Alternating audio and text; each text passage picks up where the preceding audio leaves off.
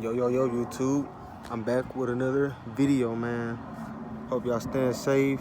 Hope y'all focus on yourself, focus on your family, focus on the things you gotta do to elevate, bro. Today we're gonna talk about how you can learn a lot about your experiences. And I'm gonna give you some examples and some of my experiences that I have been through and what I learned from the situation.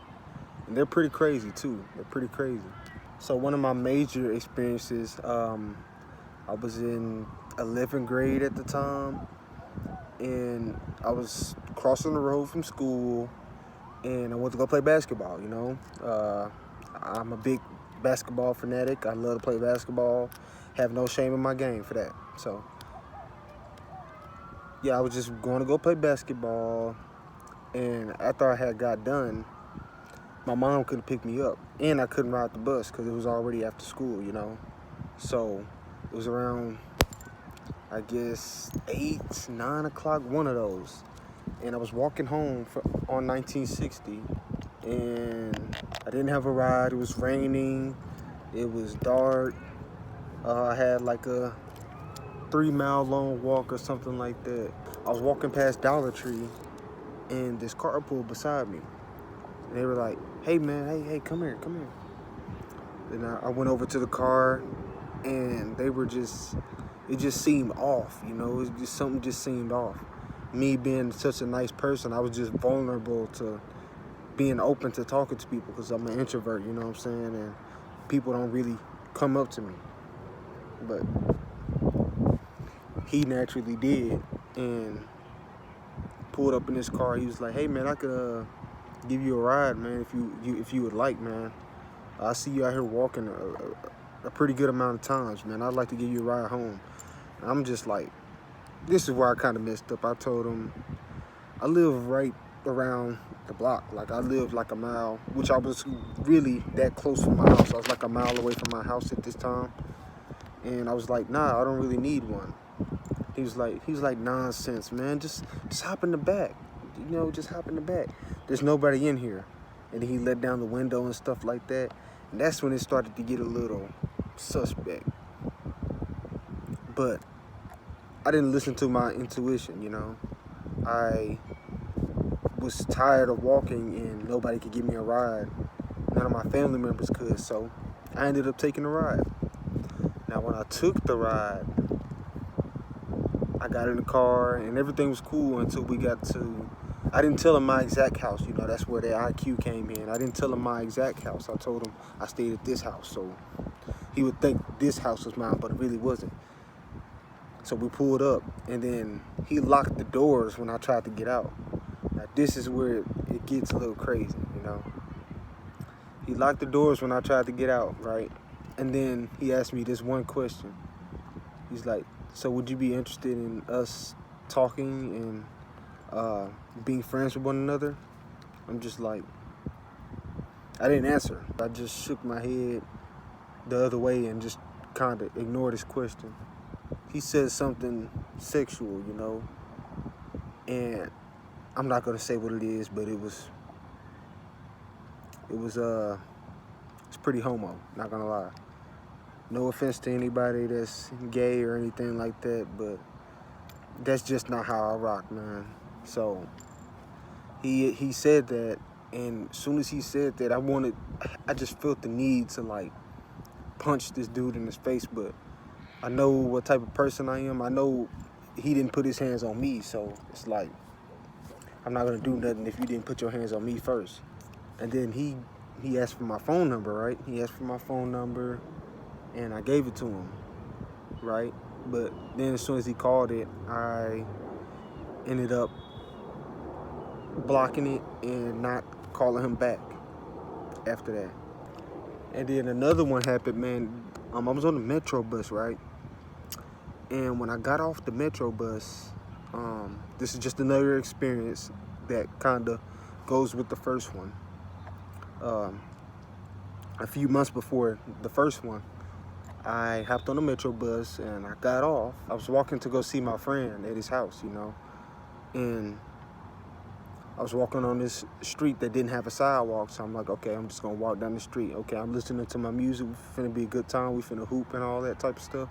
Finna have fun, you know. And I look behind me and I see somebody walking behind me. I see somebody walking behind me. Now,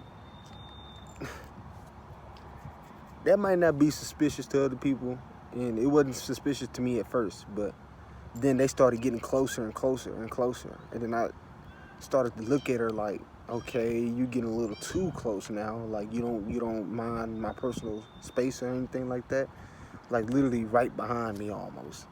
So what I do is I cross the road. I cross the street.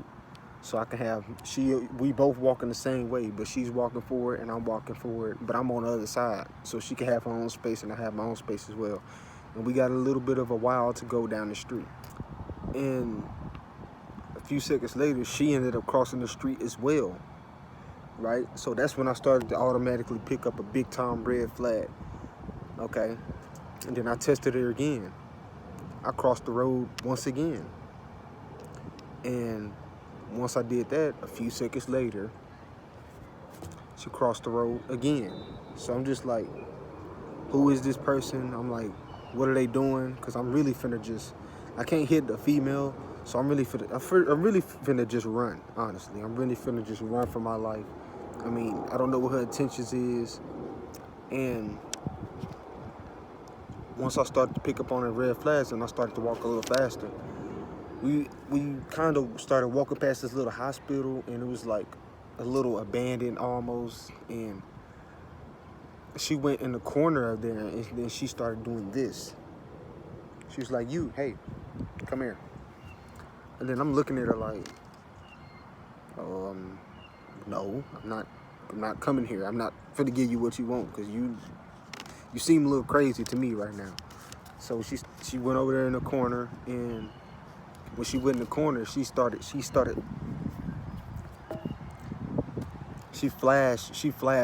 her watermelons at me.